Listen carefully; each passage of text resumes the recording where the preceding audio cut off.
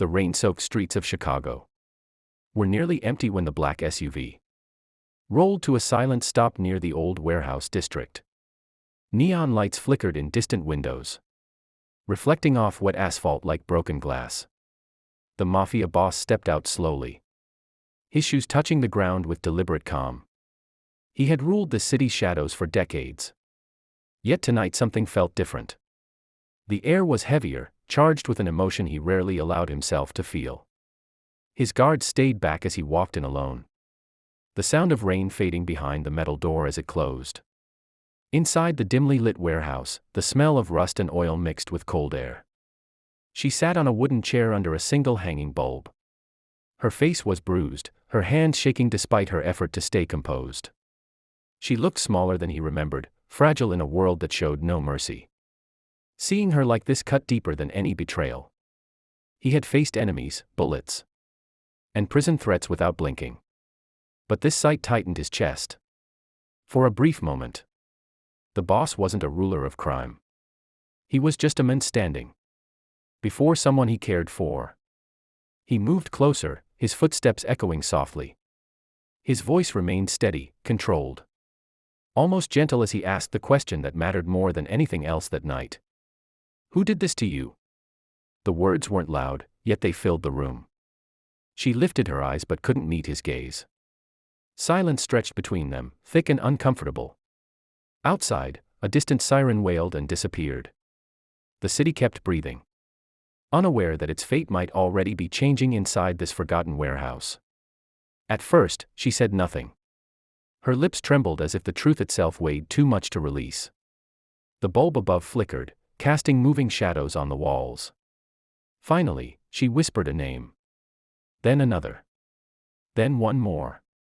Each name landed like a quiet, not of surprise but confirmation. These weren't powerful rivals or gang leaders. They were ordinary men, businessmen, locals. People who believed their clean faces protected them. Men who thought they were untouchable because no one would ever look twice at them. The boss listened without interrupting her. His face remained calm, almost blank. But those closest to him could read the signs. His jaw tightened. His hand slowly curled into a fist and relaxed again. This wasn't rage that exploded, it was colder, sharper. He didn't raise his voice or demand details. He simply memorized everything. Every name. Every pause in her voice. Every trace of fear. In his world, emotions were weaknesses. But memory was power, and tonight, he was collecting both. When she finished, he turned away and pulled out his phone. The call lasted less than a minute. No shouting. No threats. Just clear, precise instructions spoken in a low voice. He ended the call and slipped the phone back into his coat. But something had already shifted beneath the city's surface. Invisible wheels were turning. Quiet doors were opening.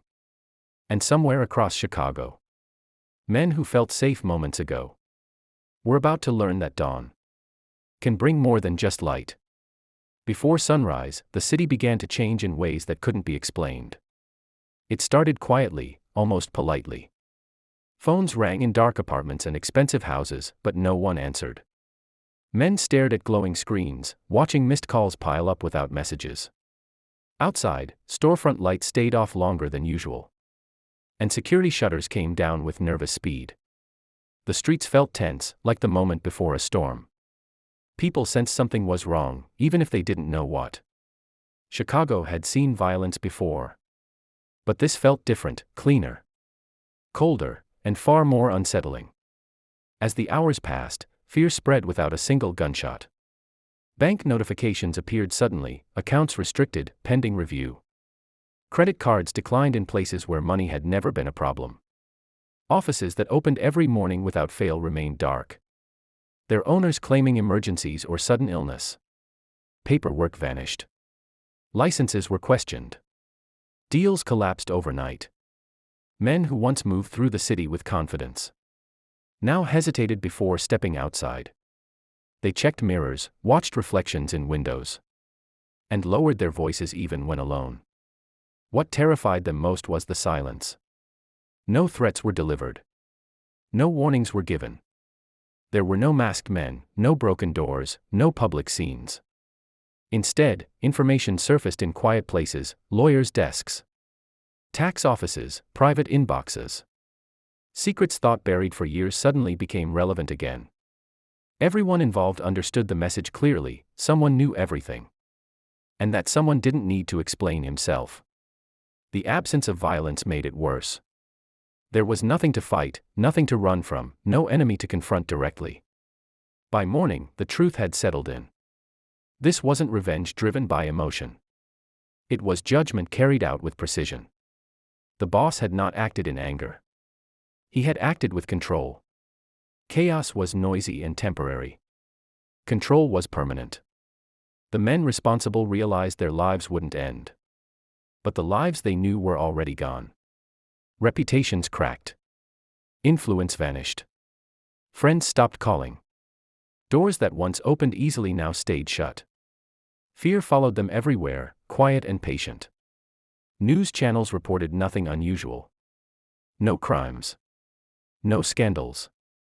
Just another calm morning in the city. That normality felt cruel. The guilty men waited for sirens that never came, for arrests that didn't happen, for consequences they could see and understand. Instead, they were left alone with uncertainty. Every knock at the door felt final. Every shadow felt watched. Fear became their routine, woven into each breath. Back at the warehouse, the atmosphere was completely different. She slept deeply, her face relaxed for the first time in weeks. The bruises were still there, but the fear had loosened its grip. Guards stood quietly outside, respectful, almost gentle. The boss remained near the window, looking out as the first sunlight stretched across the skyline. His city appeared peaceful again, traffic moving, people starting their day. He knew the balance had been restored. Not through blood, but through understanding. Somewhere out there, guilty men were learning a lesson they would never forget: mercy could be more frightening than violence, and fear, once planted, did not need to be watered to grow.